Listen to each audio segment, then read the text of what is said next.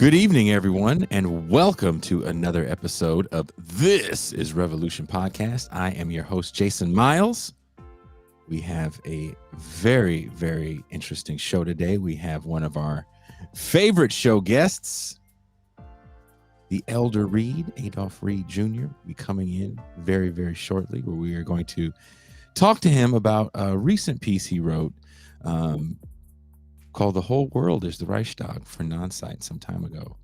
But before we bring in Professor Reed, before we even play the intro clip, it's going to get you primed and ready for today's episode. Let me bring in my co-host, my homie, my dog.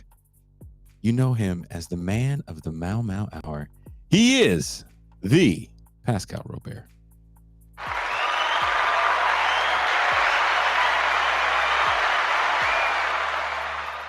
Peace and greetings to the chat. Pascal. Peace and greetings. Yes. Peace You and can hear greetings to the audience. And peace and greetings, Jason Miles. I can hear you quite fine. I'll tell this to the audience. So if you guys want to know why I'm here, I'm having some technical issues on my end because so many people are watching the show. I think it has something to do with the stream itself. And that happens. So that's always a good thing. We are cross-streaming on a few different channels. So are you ready for today's episode, Pascal? Do you have your questions ready? Ready to rock and roll, brother. I will say I missed the days of you emailing me a scroll of questions that you would have for the guests. I missed those days. So now it's always a surprise whenever we have a show like this. I try to be a little bit more I'm trying to be like you, and I'm writing my long form Pascal-esque questions beforehand so you can look them over. Were they suitable? Socially acceptable. Well, let's put the clip to get you guys ready for today's show. I was actually able to find some footage of the Reichstag fire and an old World War II U.S. propaganda film clip. So here it is. Führer number 3. Slogan number 3. Today, Germany is ours. Tomorrow, the whole world. And the tender, repentant, sorry German people carried the torch of their culture to Austria, Czechoslovakia, Poland, France, England, Norway, Holland, Denmark, Belgium, Luxembourg, Russia, Yugoslavia, Greece, and the United States of America. This Lewis Powell memo of 1971 said, and here's Lewis Powell, political power is necessary, that such power must be assiduously cultivated, and that when necessary, it must be used aggressively and with determination. This was the beginning of the infrastructure of the modern conservative movement. Out of this came the modern conservative movement. And 2 years later, Richard Nixon appointed Lewis Powell to the U.S. Supreme Court, which leads us right to the Citizens United decision of January of this last year, where the U.S. Supreme Court had the pinnacle, the top of Lewis Powell's, the ultimate dream of Lewis Powell's, that corporations had rights under the Constitution just like people and could influence politics. An article published in August 2021, Professor Adolph Reed warned that it's time to be blunt. The right-wing political alliance anchored by the Republican Party and Trumpism coheres around a single concrete objective, taking absolute power in the U.S. as soon as and as definitely as possible. And they're more than ready, even seemingly want to destroy the social fabric of the country to do so. In the article entitled "The Whole Country is the Reichstag," Reed drew parallels between the constellation of political forces in present-day America and those that shaped the affairs of Germany in the early 1930s. Are such comparisons legitimate? If so, what are the political implications of such an interpretation of our present-day situation? And what are the chances that the left can halt this authoritarian slide? We ask these questions and more. This is Revolution.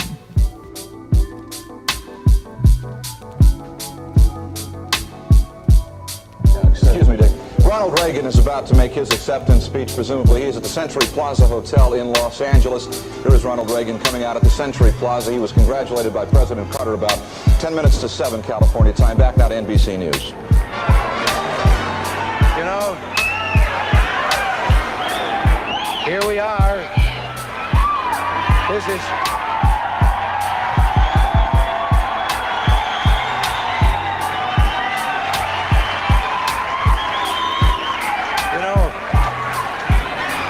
We're all here but one now, and he was here, but they just took him off stage. It's way past his bedtime. But let me just say first of all, this has been, well, there's never been a more humbling moment in my life. I would have been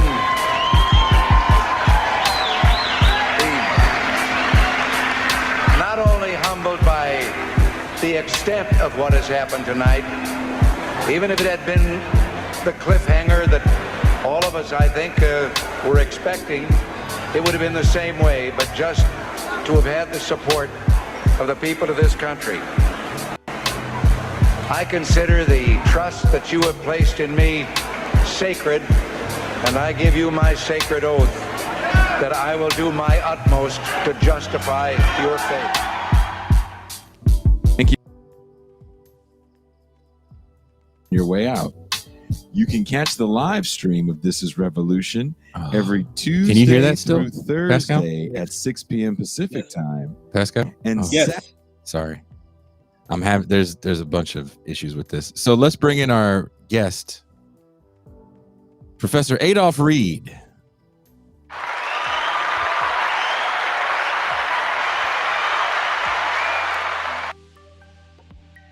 All right, Adolph, I guess Jason just introduced you and signed you out.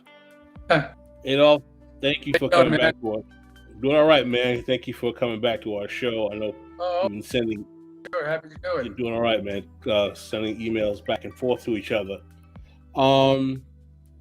First of all, I want to say this early advertising. Congratulations on your new book coming out.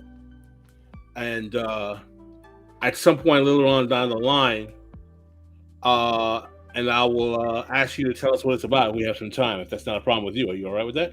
Sure, yeah. Okay, so Adolph, you wrote your piece that came out a couple of weeks ago in Nonsite, which is a great place for people I suggest to go to get great left content. I think it's nonsite.org, called "The Whole Country is a Reichstag." Obviously, with a metaphor to the rise of Nazi Germany. Can you possibly give us the purpose of the metaphor you're trying to create, and why exactly you think that metaphor is appropriate to the current political moment? Sure. Well, let me say first of all, and it's not like I back away from it.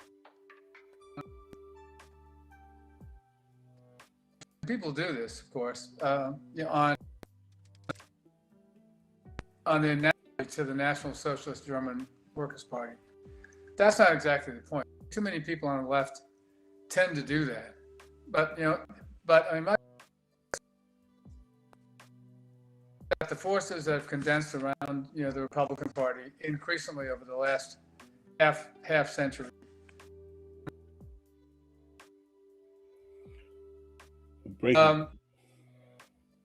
Committed to imposing an authoritarian government on the U.S.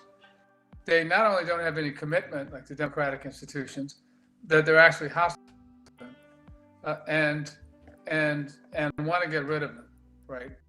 And as I argue in the article,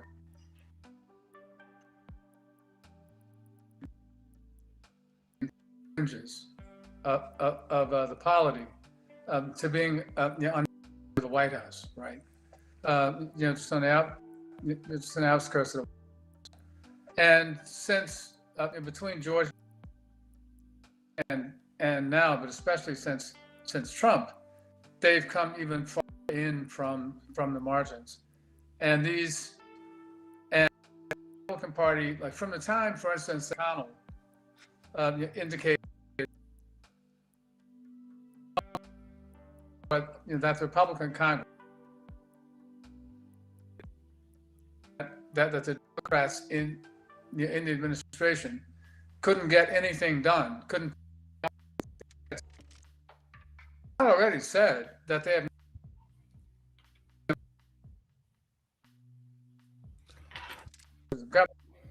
And if we're having some problems with your connection, is there anything you can do about that? It's kind of choppy. That's what do you suggest? Are you connected to an Ethernet cable, or are you using Wi-Fi directly? Wi-Fi, yeah. Yeah, for some reason your internet is kind of choppy for some reason.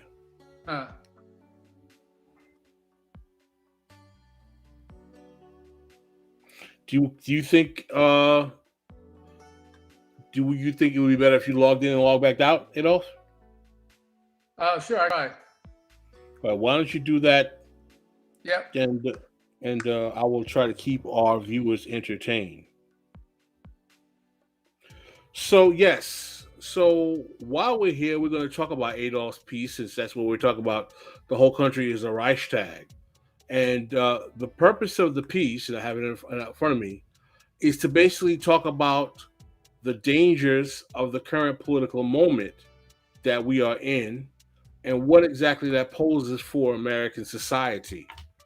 And in the piece, Adolph goes into a long kind of historical analysis of what the reactionary right has meant in terms of their strategic moving forward that starts, according to Adolph, with the rise of in the 1964 election of that basically started the Republican Party in this direction of becoming a reactionary right. So in the piece, Adolph is basically addressing what the path forward should be and exactly how, progressives or the left should react to this impending situation. So his argument is that the Goldwater election basically becomes the flashpoint moment upon which we find the rise of the iteration of today's contemporary reactionary right. So there he is. Yeah, or is this any better? Yes. Looks a little better so far. Yes, okay. that is worlds better. Good. In your piece, you open up with the play, the Eugene Ionesco. Am I saying the name correctly? Ionesco play Rhinoceros. Yeah, I think it's UNESCO, but I'm not sure. UNESCO. Sorry, I know it's a French name. We should actually ask our French co-host to pronounce it properly. Well, it's actually Ionesco. I got to see the spelling again. I remember But that play is about a small French town where the people in that town turn into rhinoceroses. Right. Everyone except for the main character. The play is supposed to be about growing fascism in the Europe before the rise, or during the rise of the Nazi Party and Mussolini in Italy. Would you say this quote best describes the American populace as a whole when it comes to a rise of fascist thought and behavior within the GOP? Well, that's interesting. I mean, I know it really describes the way I feel, right? So, like, I've been reading, but for what it's worth, I've been reading that play for solace for like 50 years, actually, right? No, I think a way to think about how it's happening here is, and I try to lay this out in the article too, is that there are a number of things going on, right? And that's what you'd expect to have happen in a big, pluralist society. There are some people who are committed ideologues who have wanted who have fantasized from the very beginning about a fascist dictatorship in the U.S., right? Mm-hmm. There are people who are just hustlers, right? And maybe, more or less venal, more or less psychotic hustlers, right? And it's hard to tell, which is which. But what makes this a movement is that they all have converged this one umbrella, and like every step, every move that they make politically is to undermine the idea of authority. So just take, for instance, one that's recent to me, the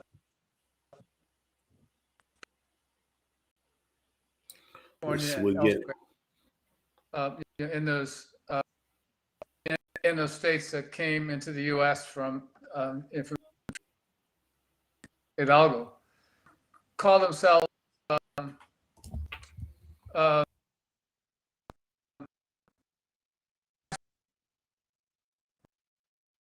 who understand themselves, or who are basically another version of what 20 years ago, Posse Comitatus movement, right? People who insist that the highest political authority in the U.S. is the locally elected sheriff, and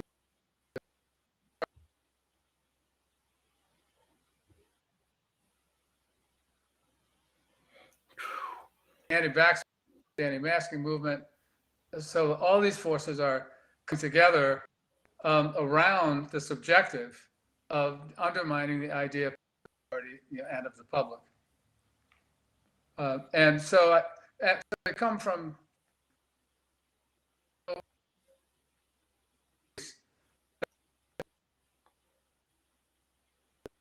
McConnell destroyed democracy. They more set out them, right? Corporations and other rich people. But once you're on the ride, just take the ride and go where it goes. I don't think people like Marjorie Taylor Greene, right, or Lauren Boebert have sense to think about planning like to overthrow the government. But they're just doing what they do to build their brands, but to put a chance. But it's all kind of leading them in that same direction, right?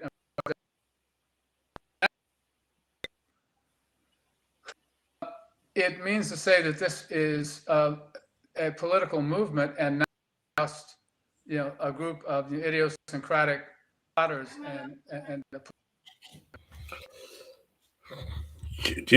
Adolph, we're cutting off really, really, really bad again. I don't know if you can possibly go to audio only. I don't know what the situation is, but the internet connection on your end is really, really bad.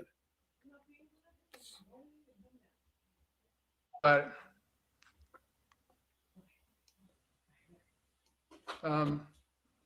well, so what do you suggest? Is there I was going to say, is there? So let's actually. There's no way you can go audio only. Let's keep trying again. Well, is there a way? Like what I see, I can disable the camera. I don't know if that'll do it. Why don't you try that? Why don't you disable the camera and see if that's better? Right. There we go. Okay. So what do you think? Does this seem any better? Sounds a little clearer. Yeah, it does. Okay. All right. That's good. I don't need to look at myself. There you go. So continue with the point. What you're saying is that you're basically saying that the Republican Party is cohering around a certain politics that pretty much is destabilizing our traditional notions of democracy. And there's some versions of them that are true believers, and there are others that are just kind of grifters who are going along for the ride. Right, that's right. But your overall position is that that distinguishing that from the other is irrelevant. The overall nature of the movement in itself is authoritarian and undemocratic. Is that basically your overall point? Right. And that's also a reason that I, sort of don't get or get kind of frustrated with leftists. And this is the kind of thing that leftists want to do, but who want to debate whether, this is like National Socialism or like something else. That's not really the point, right? But the point is that they are committed to destruction of democratic institutions. And I often have put it this way. So it's like, what if we assume that neoliberalism has exhausted its capacities for giving enough to enough people in the population to legitimize or to maintain its legitimacy as a nominally democratic order? Well, like if that's the case, then it's like we're at a T intersection, right? And there are two ways to go. You either turn right toward authoritarianism or turn left in the direction of social democracy. And there's no alternative. Now, it looks like the Democrats have been trying to split the difference, right? Between doing what they've been doing and making a genuine turn in the direction of social democracy. But it just seems to me there's only these two ways forward.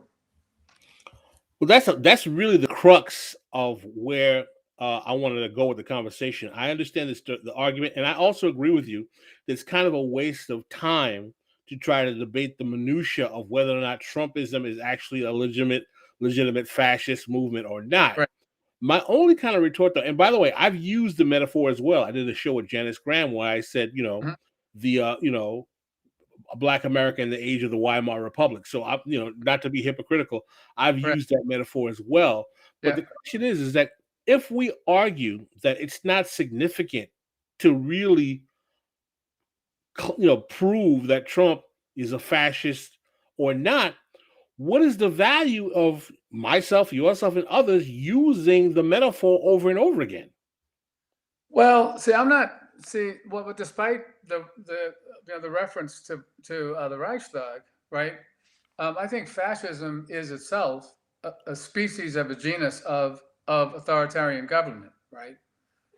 And my concern is like to sound the alarm about how, the danger, right, with the proximity of authoritarian government of whatever species, right? Like it doesn't matter to me whether it's like, I don't know, chrome and leather and jackboots, right?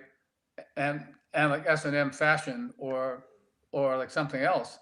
But the point is that we're in danger and in imminent danger, right, of losing whatever capacities we have remaining in this system to control or to limit, right, the actions of an aggressive and a bloodthirsty right wing, and that their intent on removing whatever institutional buttresses we might have to be able to contain them, right? Like you look at the attacks on voting rights, right? You look at the attacks on public institutions across the board, all the crazy shit coming out of Texas and Florida, but elsewhere, as well, right? So it's not,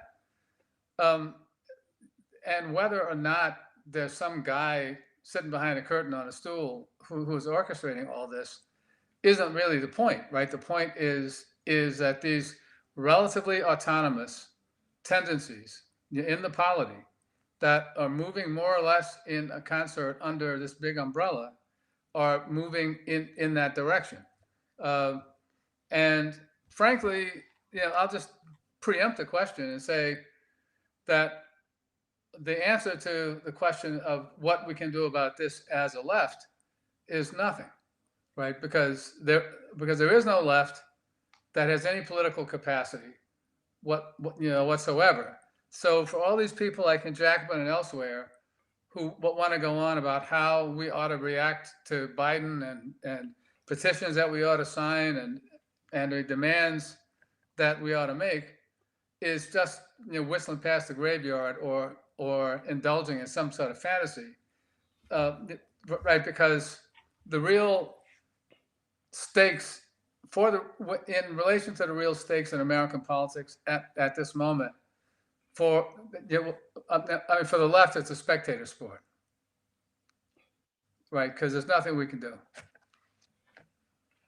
Well, one thing, a sentiment that we've often echoed on this show, and I've said it myself, is that there is no left; there are only leftists. So I'm glad to hear that you agree with that. Right. Yep. But at the same time, right, and what's kind of important for me, and I think you're aware of this, is I know you're aware of this because you allude to it in your piece, is that the rise of the reactionary right, even in its earliest 21st century iteration, is not an American phenomenon. It actually starts in Europe and other parts of the world before the rise of Trumpism. As a matter of fact, you can make the argument that the Trumpian manifestation of this global rightward shift is a much later fascination of the popularity of Marine Le Pen in France, of the rise of UKIP in Britain.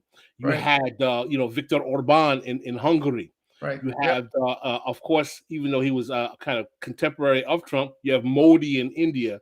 You have Bolsonaro, which is a kind of Trump contemporary phenomenon. You had the Five Dawn that was in Greece, I believe, the Golden League. I think it was the Golden Dawn in Greece, Golden Dawn in Greece, and the Five League in Italy. Right. So if we realize that this is not only an exclusively American phenomenon, but a phenomenon that predates internal mechanisms of American politics, doesn't that require that we make our analysis much broader and wider in scope of what has actually happened than simply saying we have to narrow gaze what's going on in American politics, in terms of asking what exactly is the crisis of the global post-World War II liberal democratic standard of governance that has caused this? Well, yeah, I think the response to that is pretty straightforward, right? I mean,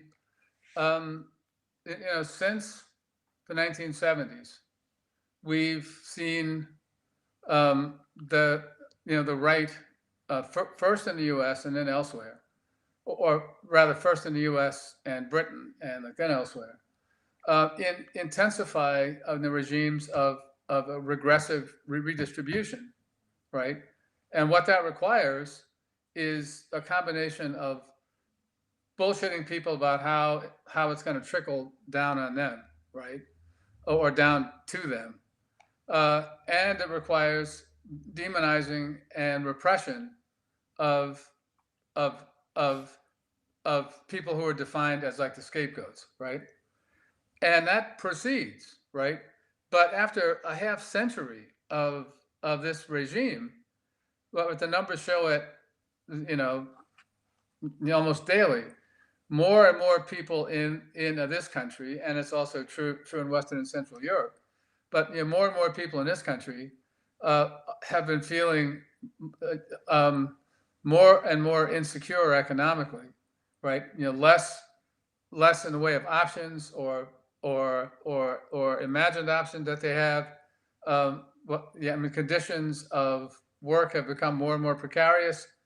And what's happened is, and like the crises, right?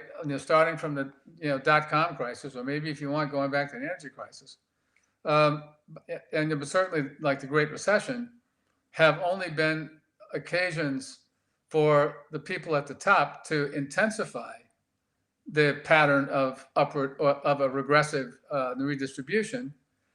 More and more people find themselves getting the fuzzy end of the lollipop, and people aren't stupid. So what that means is confidence in government, confidence in the system is collapsing, right, around the world, almost on a daily basis, right? So in that context, that comes back to my earlier point that there are really only two ways forward, right? You either begin to restore confidence by moving in a social democratic direction that actually commits the national government to doing things to make people's lives better, Or you go in the other direction and say, well, to hell with restoring confidence. Let's just put the jackboot down and we get some scapegoats and keep, moving the target of the scapegoating around for as long as we need to, or for however it'll work. And that's the alternative, and that's the only alternative. So I think where you and I agree here is that the basic current political crisis is rooted in a crisis of capitalism, starting with the shift to the neoliberal order, which was a bipartisan consensus in the United States and largely in the West, starting in the 70s. Some say with Nixon's kind of huggy kiss with Friedman, Milton Friedman. Others argue it really starts in 79 with the Volcker shock. But we do know that as a product of coming out of Bretton Woods, going to the gold standard, Carter starts a lot of that deregulation as well. Right. Yeah. Don't forget that, man, because Jimmy Carter was a warm-up act, like for Ronald Reagan. 79 is the first year that we really have some big-time deregulation when it comes to interest rates on credit cards and the limits that you can charge on interest rates. And that's during the Carter administration. And he actually, and Adolph actually points this out in the article, that Carter did campaign on the fact that he cut government in half in Georgia. That's correct. That's correct. So again, the Southern Democrats, Carter and Clinton, who come to power in the early 80s and of course in the 90s, are the ones that kind of echo the sentiment of the errors of big government. Right. No, absolutely. Yeah. Now, what's interesting though is that what you're saying, is that the only way to fight the coming of the reactionary right is with social democracy, or a more left materialist agenda.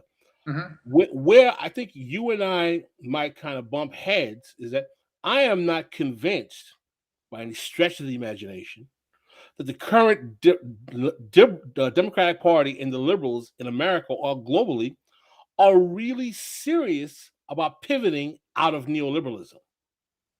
Well, I'll tell you what, Pascal, I'm not convinced either.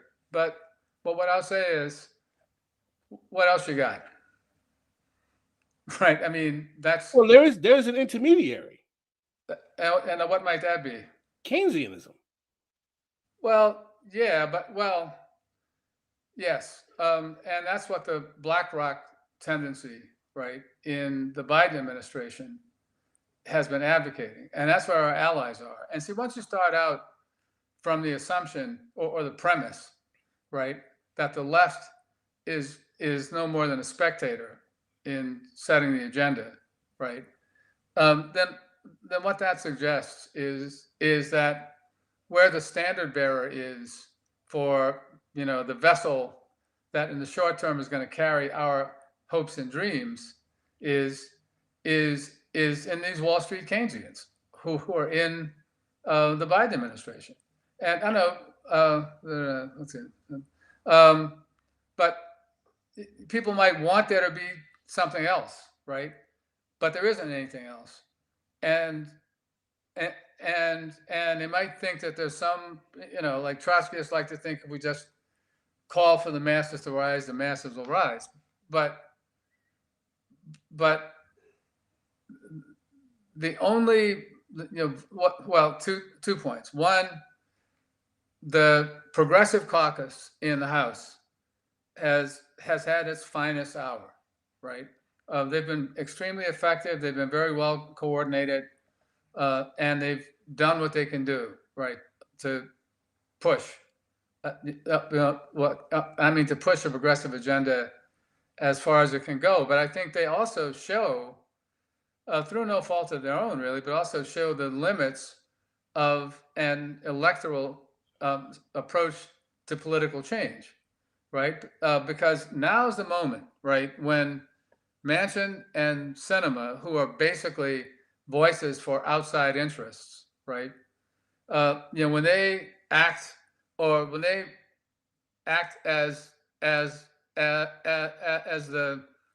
the voices of these mobilized outside interests, the only effective response from the Progressive Caucus would be to mobilize their popular constituencies out there to act collectively. Like I'm thinking about 1 million people on the 14th Street Bridge, but they don't have that kind of base, right? Because they've built what they have as a movement inside Congress through electoral mobilization, and they're good and smart and talented and have gone as far as they can go. But this is the moment when they would need to be able to bring external pressure to bear. And because of the nature of the movement that they've been part of, they don't have the capacity to bring that external pressure to bear. So what can we do? I mean, at this point, the only thing that can be hoped for is that the Wall Street Keynesian element in the Biden administration will be able, in some way, like to circumvent Manchin and Sinema. That doesn't seem especially likely at this point. Well, this is the thing, though. Let's define some of these terms, because people are asking a question like this super chat. What is neoliberalism according to Adolph Reed, other than the famous quote of his defeat of the working class? Right. Yeah, that's it. That's all it is. Well, I'd like, and you can kind of kick me in the teeth here if you disagree with my definition, Adolph. But I define neoliberalism as privatization or marketization, taking government functions and rendering it to the private sector while you still pay taxes, and gutting the functioning of the government and turning everything over to capital in terms of control. Right. Yeah.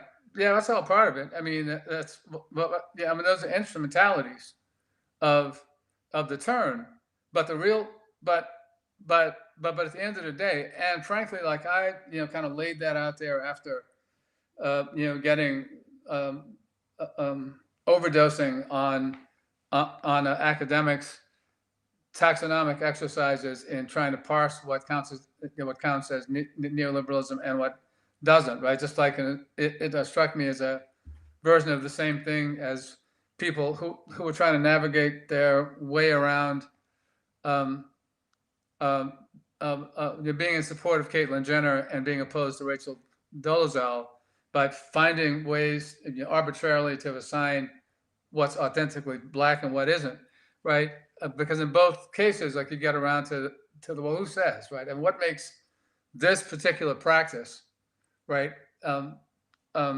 fundamentally definitive of what neoliberalism is, right? Because sometimes it's about privatization, sometimes it's not. Right. I mean, sometimes it's about, or in some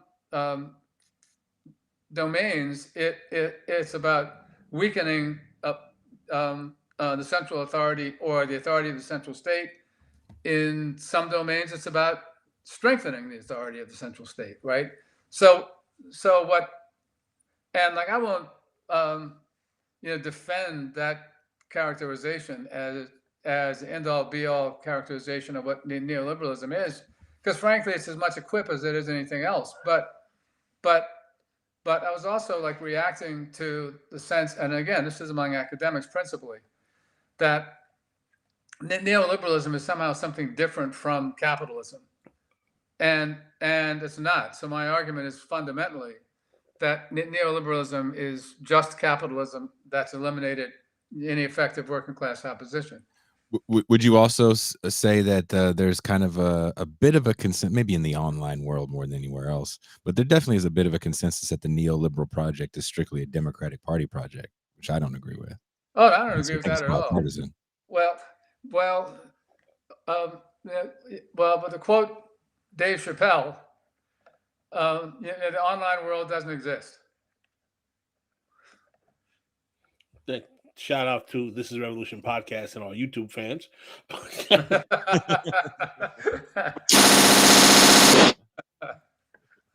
Well, here's the thing, though, Adolph, and I'm going to, again, you might want to kick me in the teeth on this one too. Yeah, no, we're all trying to keep it. I think we're all trying to get to the same place here. So, well, let's take that. You said the online world is not real. Mm-hmm. Well, the online world does have a political effect. Hashtags are becoming politics. In what sense, though? In what real sense? Well, not in a good sense.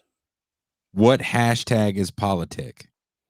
Okay, well, my question is this: when someone can create a hashtag like Black Lives Matter and get the left flank of capital to get them serious, to consider them serious enough to change the framing of how they think policy demands should be made and fund them, is that not politics? I mean, we're about to do a whole show on how all that rhetoric didn't work in Minneapolis, Right. where it really starts at. Yep.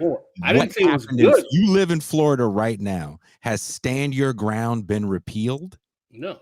Hold on. Then what did it do? I'm not saying it's good or effective politics. That doesn't mean it's not real politics. I mean, it worked people up enough to complain on a certain level. Like Ford Motors is going to make commercials about it, but is policy going to change? You're going to put George Floyd's name on a crime bill, but that crime bill it was a horrible bill that had more funding for police in it. It was literally the antithesis of the defund the police movement. Yeah, but my position is if a hashtag is anything, it's style over substance. Yeah. And if that's trending, I'll take what's trending and I'll throw it on a bill if that shuts you up and lets people hashtag they won. Right. So Yeah, but what does hashtagging really do? And the reason why I'm so passionate about this is coming from the music world. One thing we always said was likes and followers aren't record sales. It's a very empty thing to do. Yeah. Click like, click follow, hell, even click subscribe when we ask you to. Doesn't necessarily mean we have 6,700 subscribers. There's not 6,700 people watching this. That's my point about the internet. It's real, but how real is it when it comes to a real movement? Force the Vote is another great example. That was all about politics. How many people really came out to those marches? Yeah.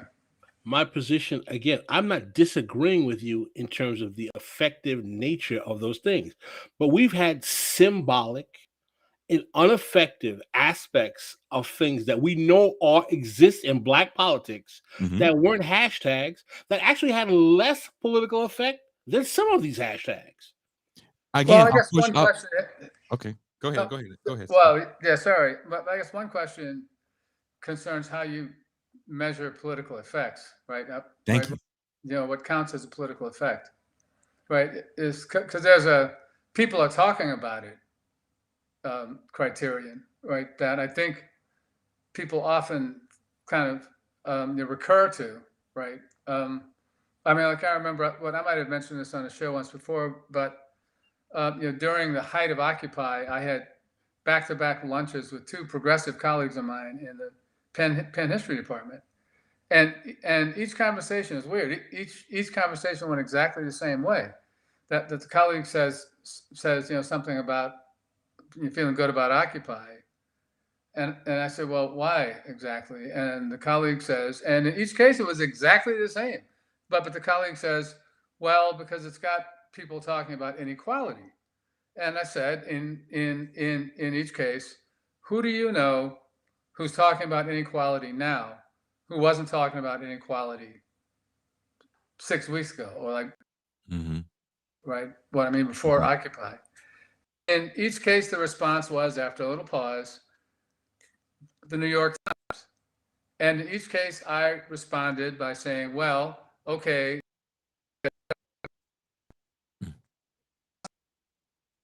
3 months ago, the New York Times is talking about Kim Kardashian's breakup with the basketball player, right? So what does that tell you? It's what's interesting is, and I'll pose this point. When COVID first happened, it wasn't a hashtag that got Gavin Newsom to move to enact Operation Room Key. It was actual on the ground activists that have been working for some time to push him to do that. That wasn't started by a hashtag. Well, I can tell you one thing. If we want to agree that the hashtag phenomenon or the online political world is not effective or may not be considered politics because it's lack of effect or stylistic stylistic nature. One of the things that it has been effective in doing is increasing the effectiveness of our political opponents, i.e. the right, to use those phenomenon, categorize any political project to their left as being outside of the sorts of the American people. So even though we may argue that Black Lives Matter, quote unquote, hashtag has no value as a political project for us per se, if you want to make that argument, we definitely know that it's an organizing principle being used by the reactionary right. Well, wait. Yeah, wait. Do we just lose? Are you there, Adolph? Because you broke up on us. Oh, yeah, sorry. I said I want to suggest a series of that view. Right? Okay. Can you hear me? Now we can. Okay. It's like you're cutting out again. Huh, well, it's weird. All right. That's the deep state. Don't worry. That's all that is. Oh, okay. But so here's the thing, right? Like, I look at this movement from kind of different perspective, right? Because after. Let me get off the screen. What? Again? Or I lost again? We broke you. We broke up a little bit. Well, go ahead.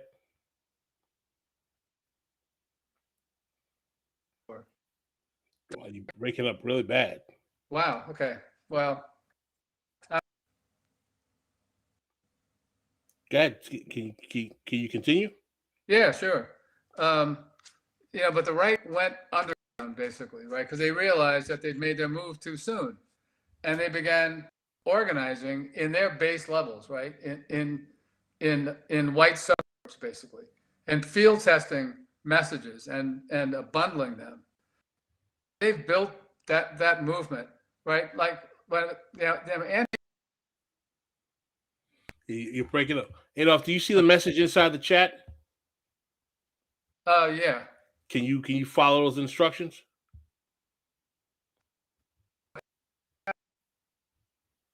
Yeah.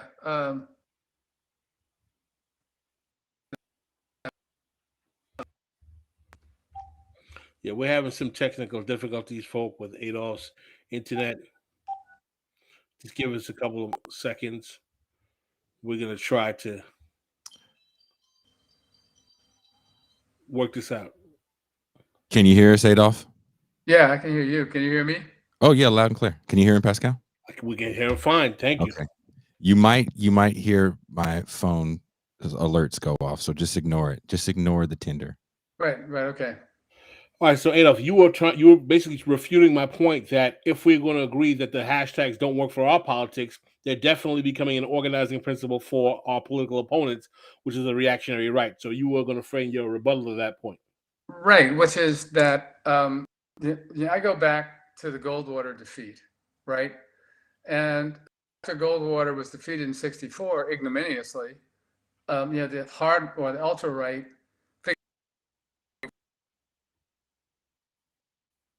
they retreated, right? In the principle of a guerrilla strategy, to start cultivating a base for themselves, right? Like in what they perceive to be a natural constituency of white suburbs, and field testing messages.